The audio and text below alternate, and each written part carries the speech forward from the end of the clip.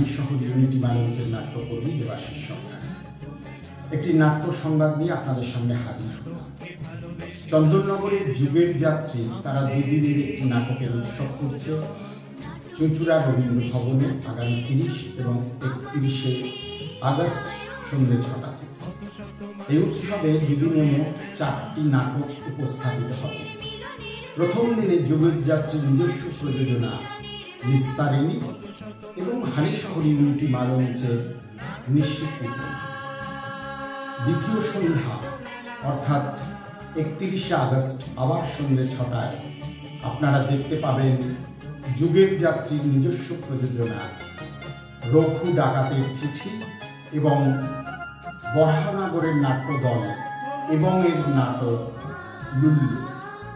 এই দুদিনে মোট 4টি নাটক উপস্থাপিত হবে।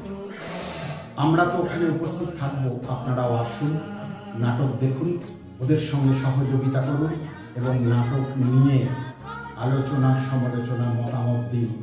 আমরা উপকৃত হব। আপনারা ব্যতি রেখে উৎসব কখনোই সার্থক হতে পারে না।